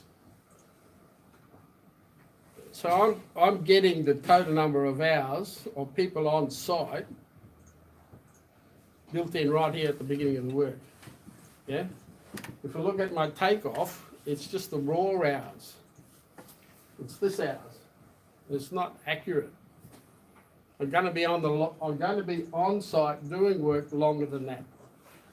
This is meant to work out some of those. This morning's Spoko is something I know is going to happen every day. The pre-start I know is going to happen every day. Travelling from camp to site, I know, in some job you know you're going to, so you can work out the known bits somewhere else.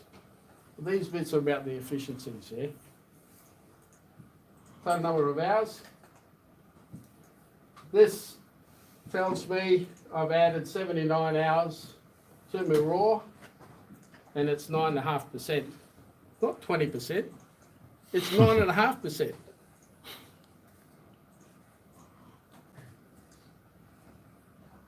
I got to win it because someone else used what Rule of thumb. was used when Gus was a boy.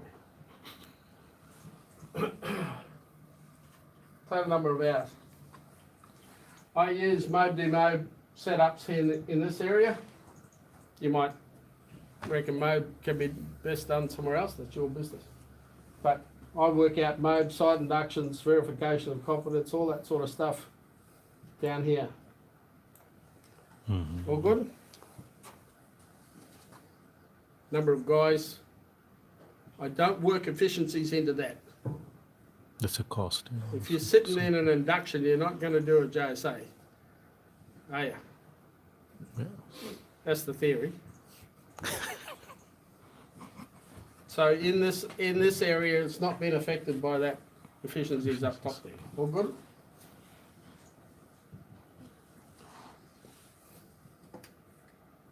Lost time I call stuff that I know that's going to happen. That's it there. And that's pretty much the end of the labour. Mm. The labour gets totaled up over here. So that 900 hours is costing $75,000. Mm. Front page is important, eh? There's items in here that your reviewing managers will regularly ask. And you get to know what they regularly ask, and you can have these things linked to a sheet, a summary sheet. So every time they ask you, you can say, well, I've taken it off the front sheet. How much is the labour? Yeah. So you put penalty rates in as well? Good question. Glad you asked that question.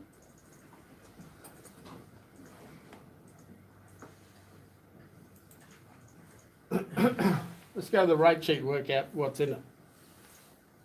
All good?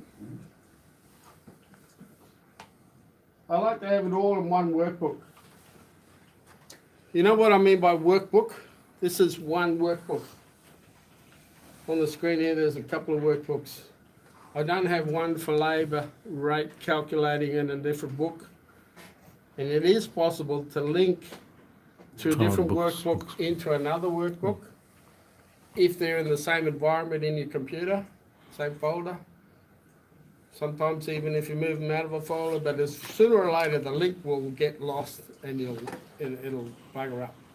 It doesn't have the paths as to where to find that file. It'll just go, no, not happening. I found even though it gets complex in the way when you first look at it, and I know you're looking at it for the first time, but there's a lot of tabs or a lot of sheets in this workbook. But the reason why I keep them in one workbook is so that the links will all work. Only time I separate out a page from the workbook is when it's finished. Lock I it. copy the whole sheet. I paste it, special values only, so there's no links in it. Then I take the whole sheet out of the workbook. So it's got nothing to do with this workbook. It's a copy. All right. Great sheet. Penalty rates, yeah.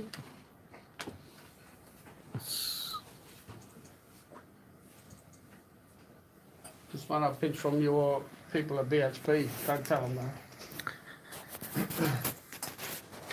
They actually issued this thing quite some years ago.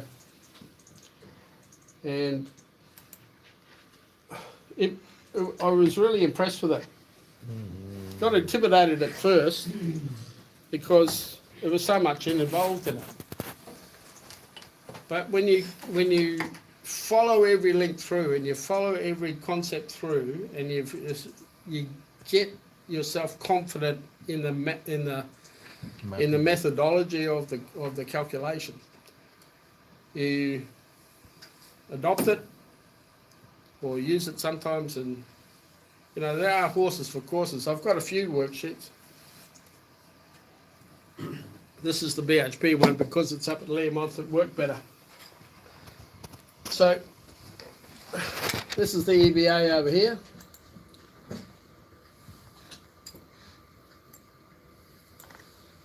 So this every twice a year the EBA went up, yeah, about 2.5%.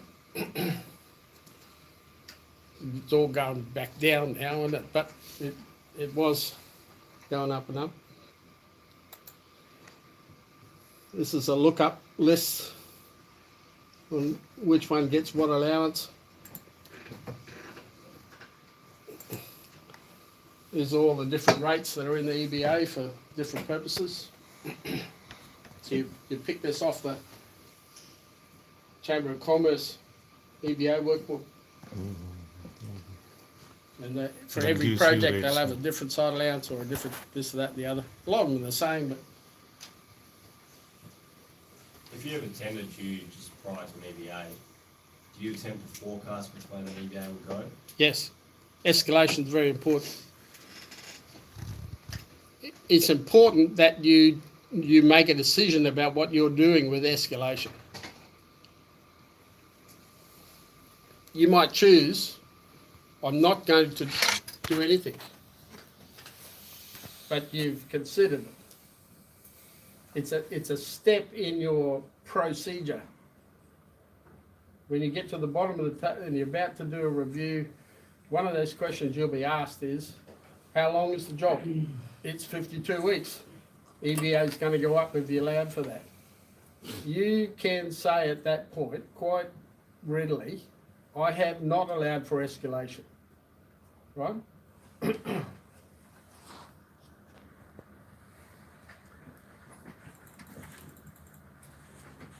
What the management want to determine is the margin. The overall margin on the work. Contribution that the company is going to pay towards its administration cost and the margin that they want to allow for to have something left over. It's not called profit. The accountants don't like it saying profit. It's what's left over.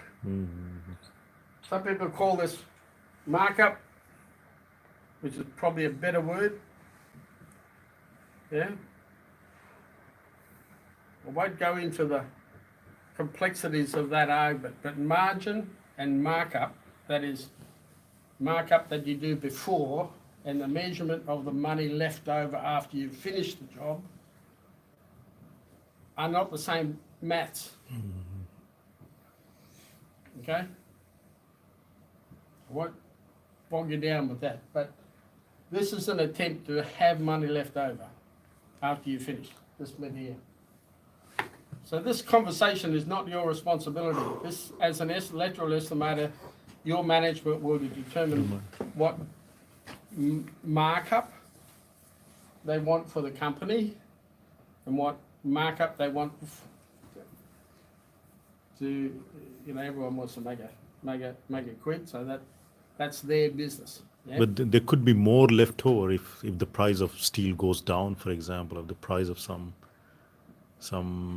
installations that you're doing might go down, but you're generating added value with the risk you have taken, right? That will add to that. You're gutting the fish. Oh, okay. Yeah. Electrical estimating is about landing the fish.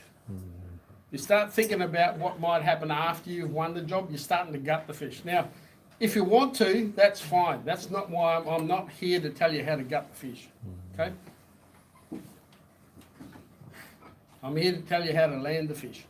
It's about getting the most equitable, robust price and present it well so that everyone understands it and people can follow you.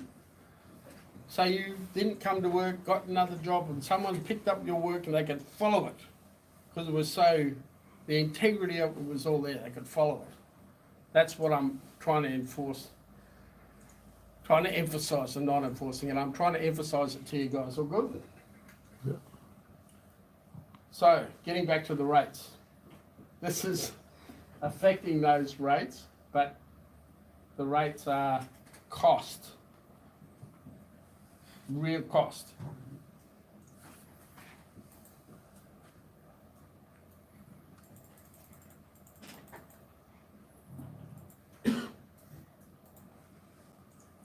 So some of the components in this workbook,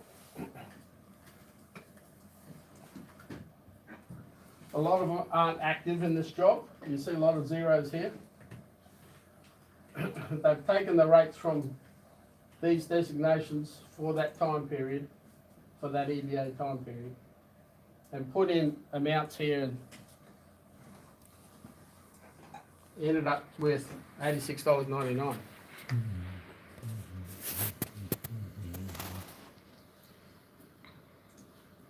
If you look at the formula,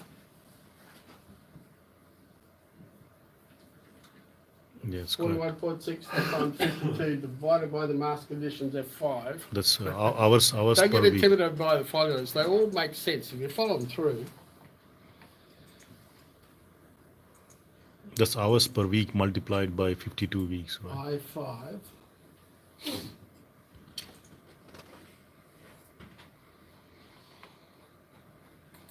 It's divided by 65 hours a week. You all know what 65 is, don't we? It's a remote job now, remember? We're working 3 months, we're working every second Sunday's an RDO, yeah? So we're working every second Sunday. So that's where the 65 and averaged out over the fortnight. All good?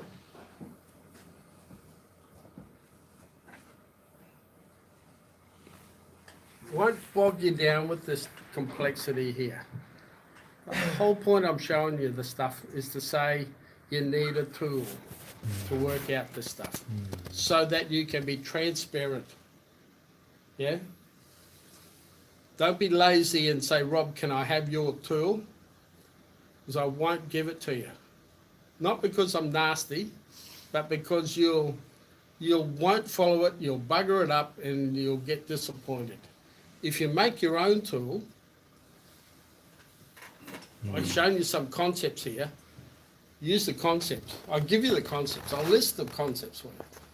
But you need to work it out so that you're confident in the tool that you're using. I recommend Excel as long as it doesn't get buggered up. Very flexible tool.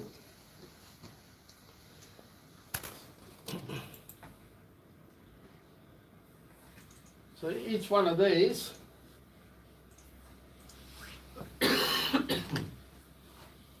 is on the EBA. You see some that have no calculation, so I can pick a carpenter out of that EBA. So I picked the plumber instead. And it's grabbed all the details relative to the plumber. Yeah.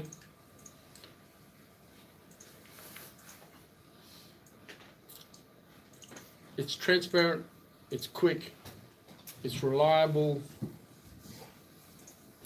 it's consistent. Every project you price, you're going to ask yourself, why didn't I win it? Why did someone else get that job and not me? The default argument is they forgot something. Yeah?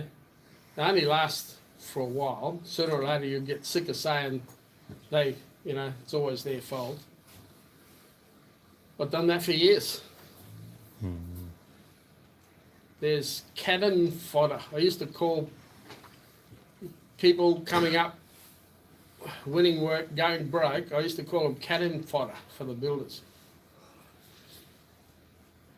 The reason why I'm here tonight, helping Dr. Monet and you guys, because I'm suddenly realised I better do something about that.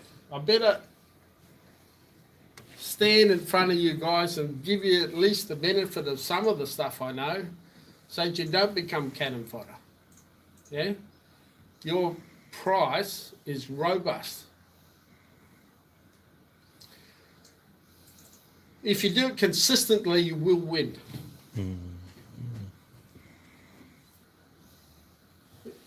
It's not going to affect the sheet, so I can draw on here, can't I? Yeah, definitely. Take the pen, yeah. Yeah, that one. That's Green for go? Yeah.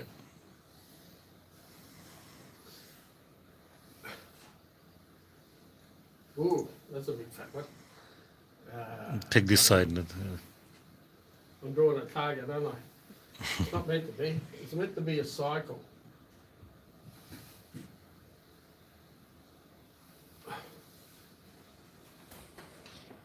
So, there's a blue one. This is the competitor that you know most about. And he's got a job and it lasts from there to there. And you know when he finishes that job, his price is going to get cheaper. You know why his price is going to get cheaper at the end of that job? Because he wants another one. His prices during that period are a bit higher. You know, that happens. Does that make sense? The management do that in their margin.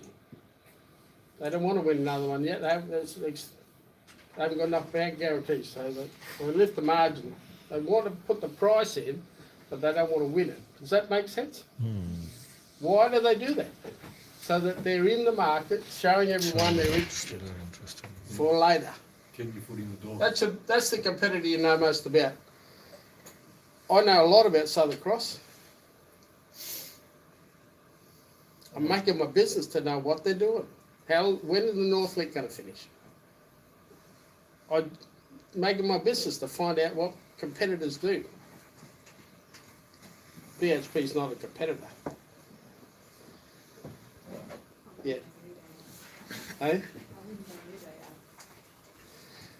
But if you're in a competitive market, and that's what electrical estimating is, you are competing with other people.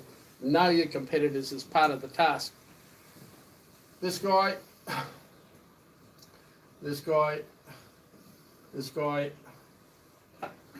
sooner or later you're going to have a few out there that you know nothing about or what they're winning, so there's no point putting them on the board, but they're out there, yeah?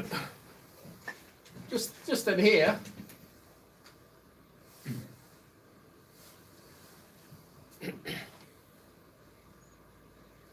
there's a time period where no one's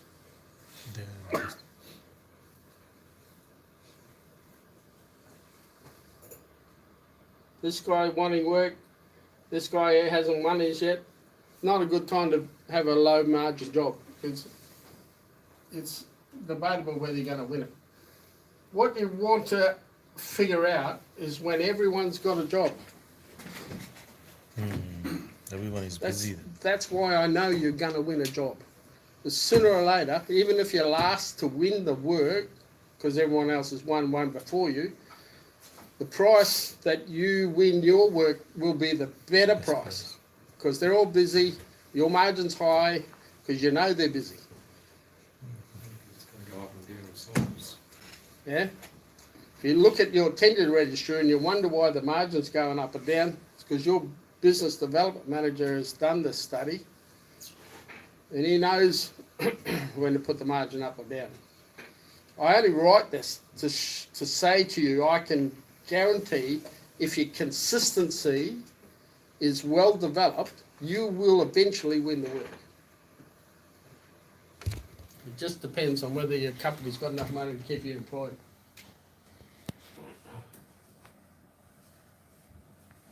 Okay. Threw that in for nothing. Actually, I'm doing the whole thing for nothing.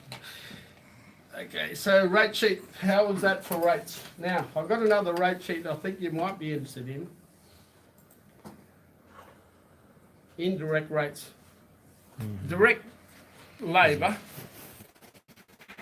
the people that work and the leading hands, work on the EBA usually. There's a whole bunch of people in a larger job that are not employed under the EBA. Everyone understand that? Administration.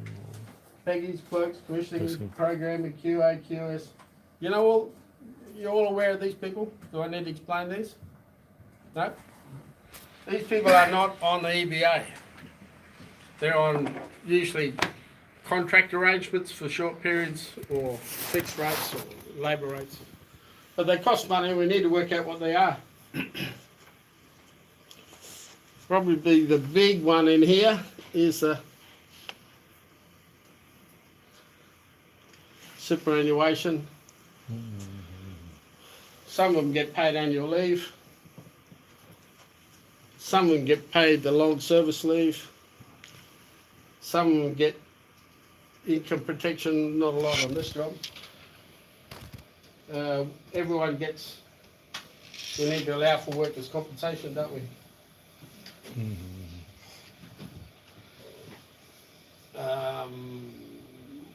Where's the one I'm looking for? Looking at the penalty rates or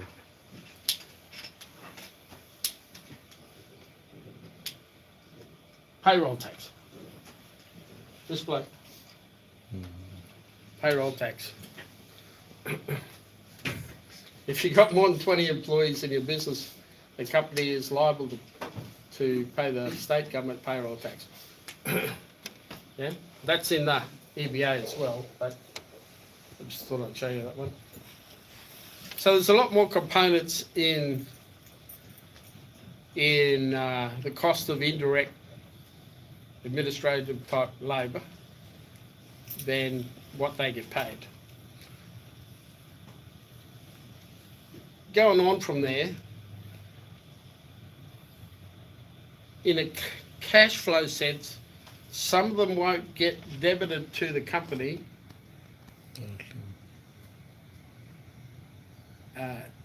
Most often, they won't get debited to the company until the quarter is up. The superannuation doesn't get paid, it gets paid quarterly, doesn't it? Payroll tax gets paid quarterly. Annual leave probably won't happen until the end of the project when some of these guys get, they leave for a different job and they get paid out their annual leave entitlement. So in a cash flow sense, not that this is your problem, but you need to allow for this stuff so that the company isn't exposed to costs after the job's over. We're trying to find the purse where the money is to pay X's, X, Y, and Z's liabilities that we should have that money in the liability account. And there's no money there because you haven't allowed for it. It's easier to do all the stuff in an hourly rate so that if the duration of the job goes longer, You can add. It's still in there. Yeah? If the job goes longer, hourly rate has got all of those indirect costs covered, the overhead top costs covered. That's why it's important, and if the job does go longer, you claim extension of time cost, because all of those liabilities are buried in the labour rate. Yeah? If there's extra work, it's going longer, you're allowed in contractual law to claim for extension of time cost. Did that go over your head, or are you all good with that? Okay. That was starting to gut the fish, by the way. Yeah, thank you. Bad. Don't worry about gutting the fish. You need to know some of that so that you can allow for it. Yeah, yeah.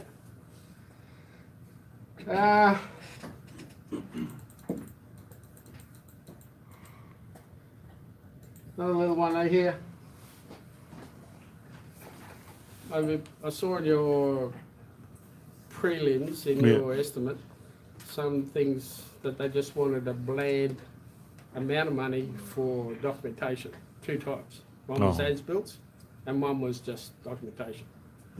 Yeah, yeah. Okay? This is where I would work that out. This is where I allow money for it. These are some of the things that I've experienced. I bet you if I interrogated some of you guys, you would come up with items that are missing off here, and we should add them in here. Things that are genuine costs, about documents that need to be provided, that cost money, cost engineer's number, commissioning manager, whatever. Some outsourced items, especially in automation. How many times have we had to get the automation engineer up to fix his program? He charges you for that. Even though he wrote the thing, it should be right, did the factory test, you have to bring him up to fix it, he's still charged. Yeah, he's like him. Charge you to do the job, charge you to fix his mistake. So, Seems like we're in the wrong business. estimating is really risky. Business. I actually tried to get on to risk assessments earlier, but I didn't do it. That was But they about have given in the documents, they have given a risk register with the Denham on both the underground and risk the assessment risk in the assessment. tender. Yeah, in the tender there is a risk. From their side, I think there's a better chance that we do the risk assessment as well. Everyone knows consequence and likelihoods. You're all aware of that stuff, aren't you? Yeah? That's about accidents, isn't it? Yeah? Well, got everyone's attention? Consequence and risk assessment. Consequence and likelihood are about risk assessment for people's safety. It's also financial. Same concept, but used in a financial sense. Not likely to happen, but if it does happen, we're going to go broke. So let's not do that.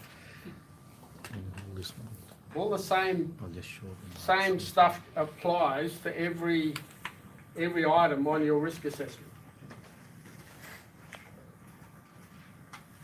We're going over to what? Just want to show you. One of the problems about risk assessments is you can work out the total dollars, but I've rarely, apart from the really big jobs, the multi-million-dollar jobs, but the competitive market where we got at least a dozen odd contractors of reasonable size tendering on work, rarely see the risk assessment cost put into a bid. Most of the managers like to know that you've considered it and these are the risks, and in their mind they're saying no. Is that like sort of like Tommy from Dumfuckistan accidentally drops a giant gearbox on his foot? That's a risk. You factor that into your pricing somewhere. Is that basically what that is? not somewhere, you apply it to a risk assessment list. Yep. Item, item, item, item, item, and one of those is So this is the guy you talked about. Yep. He's one of those on the list. Right. All of the likelihoods, all of the costs, all of the consequence costs, all of the extended costs added up into one figure. And the one figure then is supposed to go into the front sheet, Right. Okay. just anyway. I think they did 2 risk assessments for the overhead and the underground, but they did it according to the different phases of the project Yeah, management. it's got no cost though, is it? Is there any cost on it? No. No. Is this an O&E assessment? Just, Project risk assessment. project risk, that's all, yeah. Yeah. So it just went. Let's come down the bottom and see if some of these things have got a cost on it. Different application.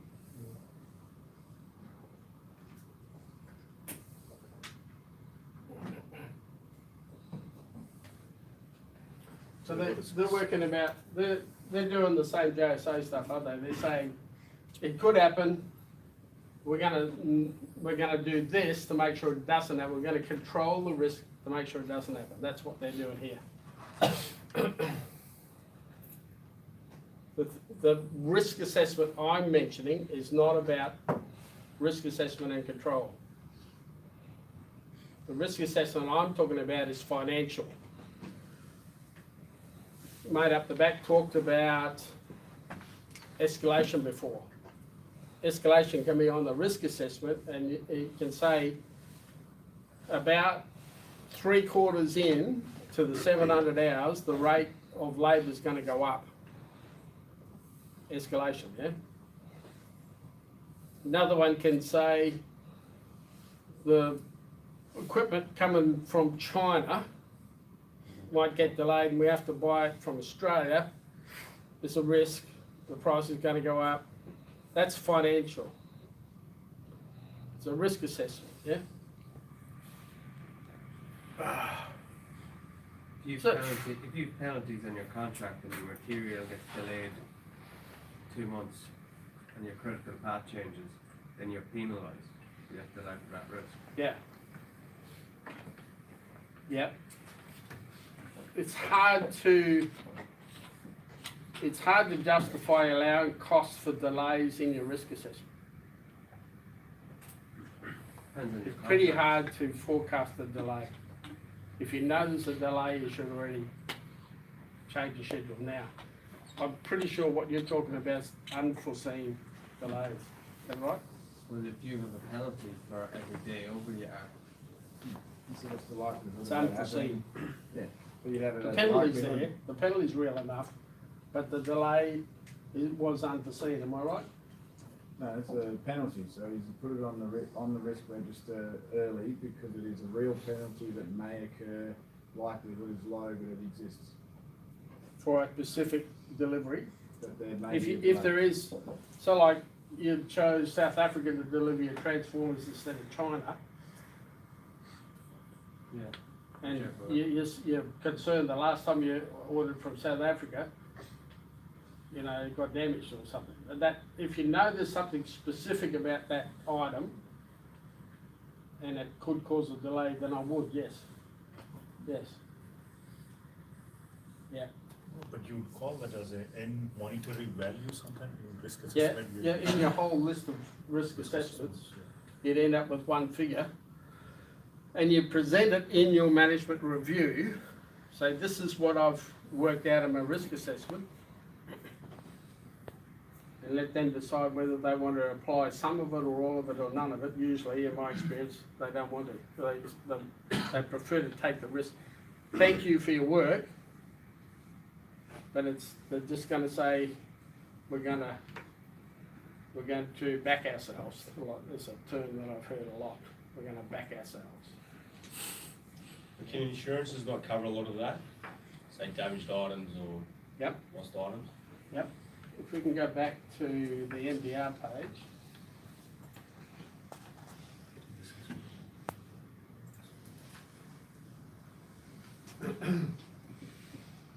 You you can, you know, every company has contract works insurance.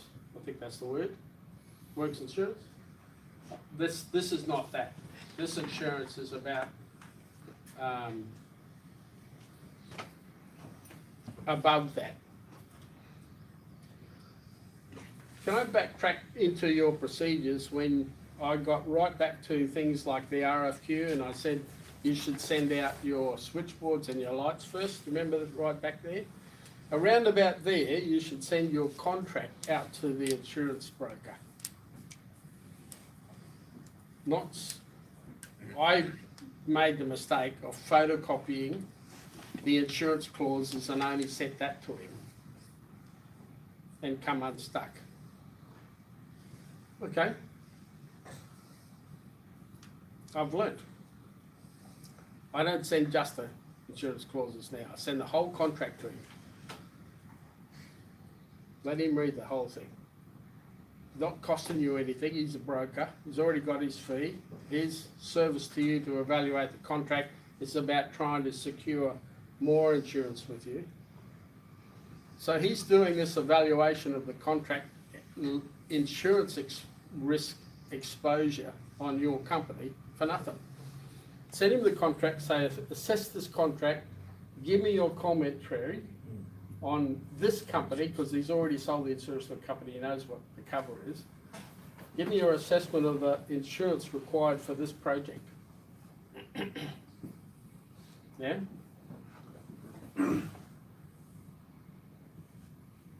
Stick your money in there. Now, escalation comes into insurances too, as well as it does for bank guarantees. Bank guarantees only last every 6 months, and there's a formula for that, and I can't remember it. But the value of the contract times percentage times 6 months is the length of the fee, is the amount of the fee for that period. And if the contract is a long period, then your bank guarantee fee will need to be multiplied by the number of those periods. It can be a lot of money, bank guarantee costs. The bank holding the guarantee will charge you money. Do you understand that? You know what bank guarantee is? It's a document. The client can go in and cash it if the circumstances are right. The bank offering that service as a bank guarantee will charge a fee for that service. And it needs to be paid for by the job. If you win the work, it's a real cost. If you win the work, the insurance is a real cost. And escalation on those costs happens as well.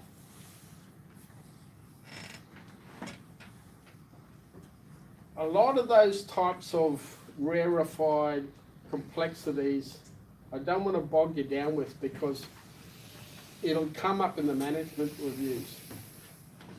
If it's an intense project, and especially if things go hard and fast, the management will have all sorts of contributions to your contract value other than what we're talking about here. Cost of money, cost of borrowing money to fund the project will come into it. Nothing, not your problem, but it will get added to your project. So, yes, especially if that money's been sourced from overseas, because the interest rate's going up and down all the time. yeah, well, you know, the exchange rate on overseas procurement is not your problem. That's gutting the fish stuff. So that's where I would put that stuff. Well, good. If I got too high for you, is this not at your level? It's the underlying concept that I'm trying to emphasise here, and I'll say it again. I know I've said it 3 times already, but I'll say it one more time. I'm showing you concepts in Excel for one purpose. It's to get you to realise you need to construct a tool to do estimating. All good? That's all I'm trying to show you. There's a tool. That's how I did it. It's better if you do your own. Thank you, Rob. Thank Thank you very much. Yeah.